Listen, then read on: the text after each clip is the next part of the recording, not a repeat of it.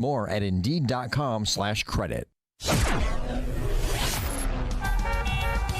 7:38 Team Hochberg Traffic Center time and Jim. Inbound Kennedy traffic stop and go 190 to Lawrence where there's a crash. Then more delays kick in at Diversey. It's 42 minutes O'Hare to downtown, 17 from Montrose, 12 in the express lanes. Outbound it's 10 minutes to Montrose, but 33 to the airport. Inbound Eisenhower, delays start at North Avenue, 53 minutes, 390 to downtown, 38 from Wolf. Outbound 35 minutes to 390. To Stevenson is 50 minutes, 355 to Lakeshore Drive, outbound 28. Lyon 24 minutes, 95 to downtown. I-57, 12 minutes, I-80 to the Merge Bishoport 12 as well. Northbound Tri-State delays are from Archer Avenue to the Stevenson and North Avenue to the Grand Avenue curve. That's traffic. I'm Jim Talamonte on AM 560, The Answer. Chicago's Morning Answer continues next. AM 560 Weather Center forecast. Sunny, great day to be out. High 78 today, clear in 58 overnight. 63 right now. Next news coming up at 8. Chicago's Morning Answer with Dan and Amy continues next on AM 560, The Answer.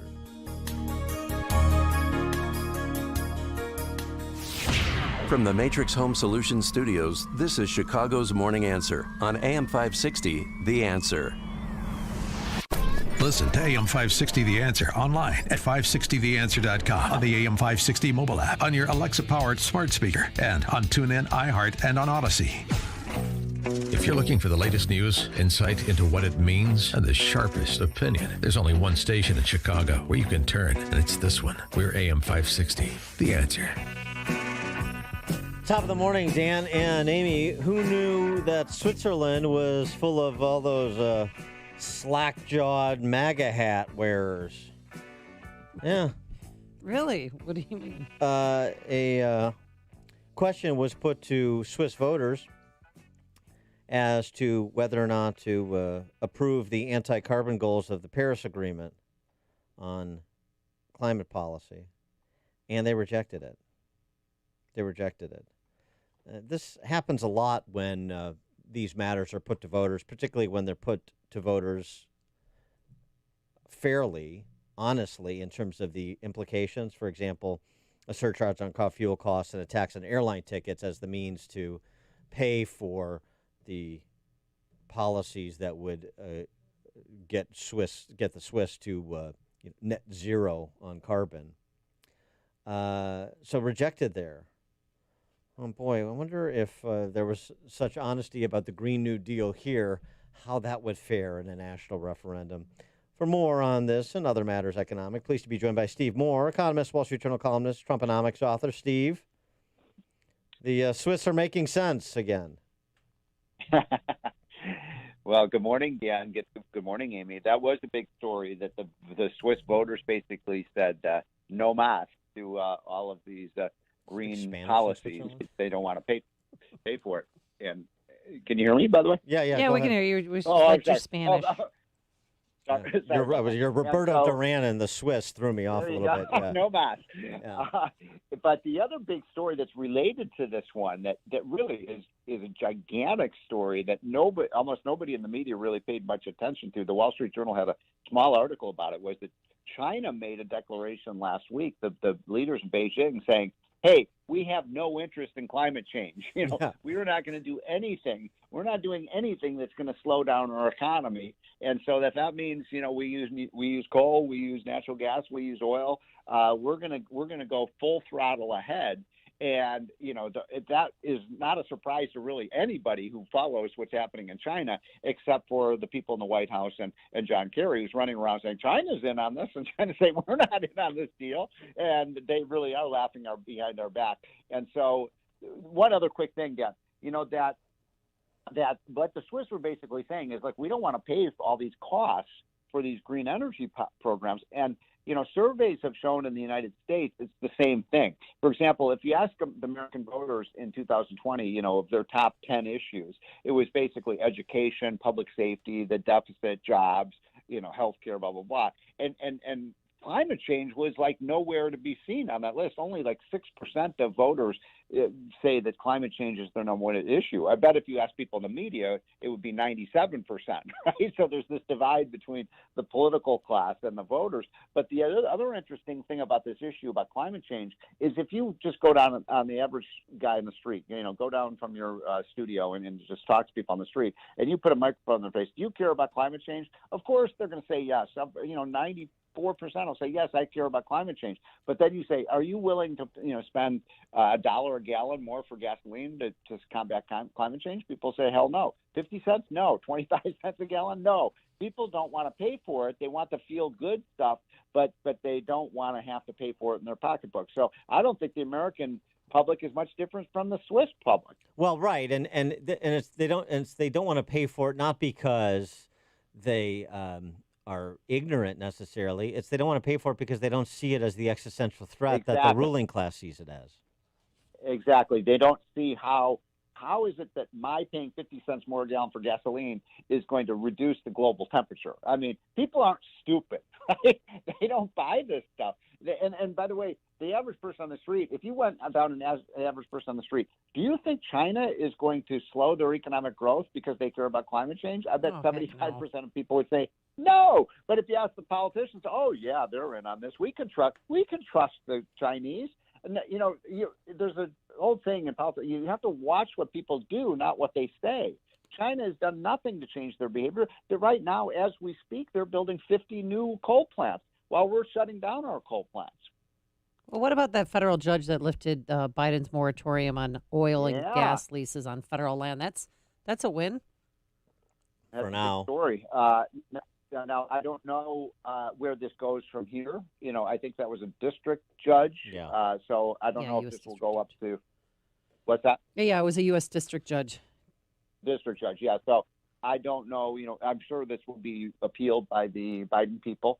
And so – but look, why are we not doing this? It is so frustrating that we have so much energy in this country. We have so much oil, gas, coal. We should use our nuclear. We should use our wind power. We should just use it all. And I have to say, the other big story this week related to what we're talking about is Biden goes over to London, and I just thought his behavior there was despicable. He was the opposite of Trump. Trump went over when meeting with the G7 people and said, look, I'm putting America's interests first. Everything I do as president, I'm going to put American workers first. I'm going to put American businesses first, and I'm going to put America's, economic interests first. Biden goes over there and just does the opposite. Oh, we'll pay for this. We'll pay for that. We're gonna do the climate change thing. By the way, NATO, you don't have to worry about paying your bills. We'll pay for that for you. I mean, he just gave away the store, and then the press. Oh my God, the Europeans just love Joe Biden. Great. Macron, did you see Macron? This is the greatest president the United States has ever had. Just such brown nosing. I couldn't stand it. It's insufferable to watch. What about on the other side of the aisle, Republicans, and this matter of the back and forth over, they say infrastructure, I say Green New Deal, and more, and just other general welfare state expansions. Where does that stand? What do you sense Senate Republicans in particular are doing? Hell if I know. Okay, fair enough. I can't quite figure them out. I mean, look, we've got a president who is, economic policies are pretty crazy. This massive, he wants $22 trillion in debt spending over the next 10 years. He wants $6 trillion budget this year, which breaks the all-time record. He wants a $2.5 trillion tax increase.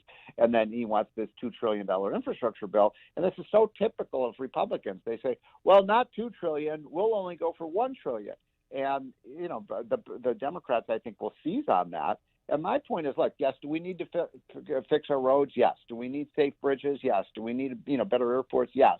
But we don't need to spend another $1 trillion for that. My strategy, what I've been telling Republicans is take $1 trillion from that idiot COVID relief bill, which was not necessary, all the money for the $300 a week unemployment benefits and the blue state bailout money and the $100 billion we gave to the schools for being closed down, and reprogram that money to, bridge roads and bridges and airports.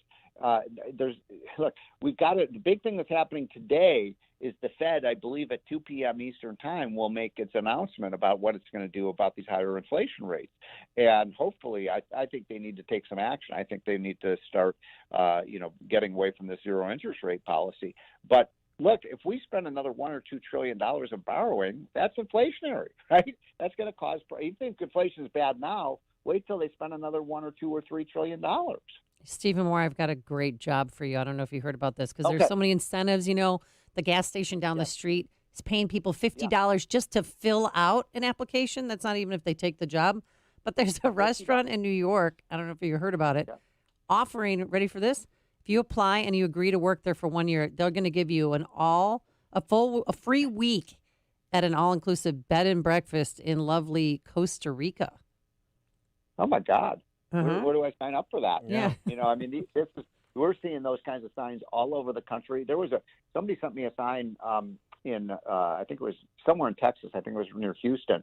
$15,000 a month for truckers. $15,000 a month, and they can't get people to sign up for it. I mean, we had a piece in the Wall Street Journal yesterday. Casey Mulligan and my buddy Erwin and Tony showing, people can make $75,000, $80,000, $100,000 a year cash equivalent. Because remember, when you get all those government benefits like the food stamps and the unemployment insurance and the Obamacare subsidies, free healthcare, all that stuff, that's tax free. Right. When we earn our paycheck, we have to pay tax on that.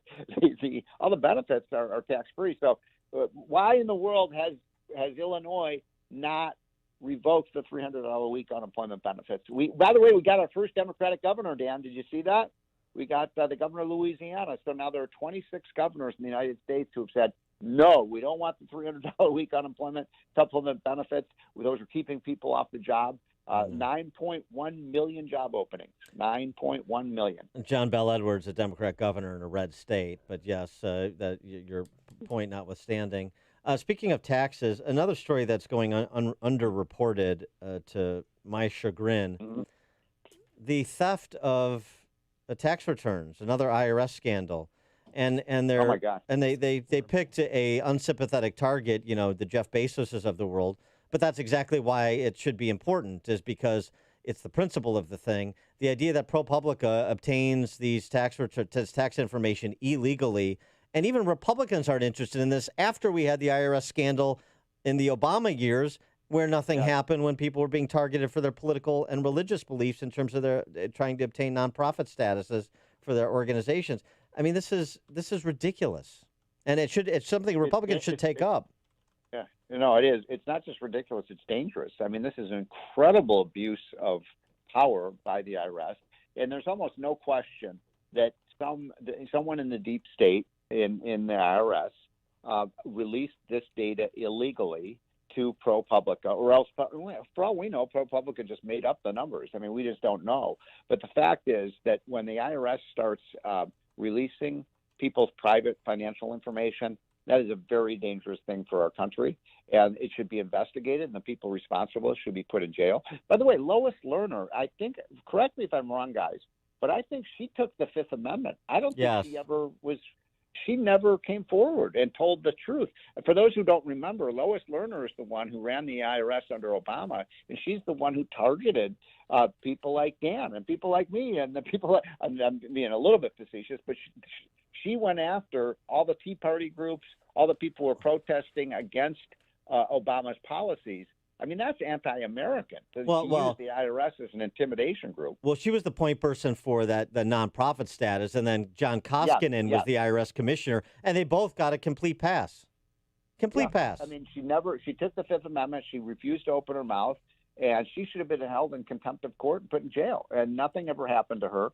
And by the way, why is this relevant, folks? Why should we care? Because as we speak, Joe Biden has a proposal to increase the number of IRS agents by 85,000, and he wants to double to triple the IRS budget. Gee, that's really going to make us freer. Well, the other thing is, and by the way, just going back to the Koskinen, Lois Lerner years, I mean, in case people forgot, they were requiring like pro-life organizations religious affiliate organizations that were seeking nonprofit status to submit copies of the prayers that they shared. I mean, it's wild Orwellian stuff. But with respect to and by the way, and they were denying groups on the right their nonprofit status, but none of the groups on the left lost their nonprofit of course. status. So, yeah. Well, the other thing with respect to the timing of this, you talk about the expansion of the IRS that Biden has proposed. Well, the other thing, of course, they obtained Jeff Bezos' tax returns ostensibly to show he paid, 1% during the years they have for, which was almost $1 billion, by the way. But he only 1% effective tax rate because he has all these unrealized gains from his stock holdings, obviously. Right. But this is at the same time that Biden is proposing massive tax increases. So, I mean, was there coordination within the Biden administration? Great questions. I mean, there's a difference, by the way, between wealth and income, right? We do not, thank God, have a wealth tax in this country, except we do have an estate tax. But they measured his wealth, not his annual income. And look, what we do know from all the the IRS data that isn't on individual returns, that the top 1%, these, and Amy, the statistic, the top 1% pay 40% of the income tax. So how in the world can you say that they're not? Now, do some people cheat on their taxes? Yeah.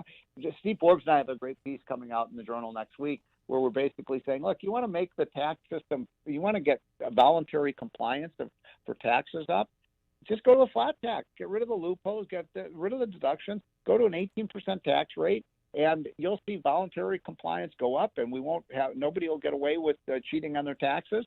And the history is very clear on this. So why don't we just do that? Go to something really simple, postcard return. How much money did you make? Get a deduction for yourself and your kids, and then spend 17% in, and you don't have to have mountains and legions of tax lawyers and accountants. Steve Moore, economist, Wall Street Journal columnist, Trumponomics author. Steve, thanks. Okay, guys, have a great week. Thanks, you too. And he joined us on our turnkey.pro answer line. Hear about the big stories of the day, then talk about them right here on Chicago's Morning Answer on AM 560. The Answer. Hi, it's Sean Thompson here. Let me tell you about my good friends at Matrix Home Solutions. They're a brand new sponsor to my show. And when it comes to the top quality home improvement projects, no other company comes close to Matrix. They focus on the 4 major areas to increase the value of your home and improve your lifestyle: basement remodeling, bathroom transformations, custom garage flooring and storage, and energy-saving solar options. Now,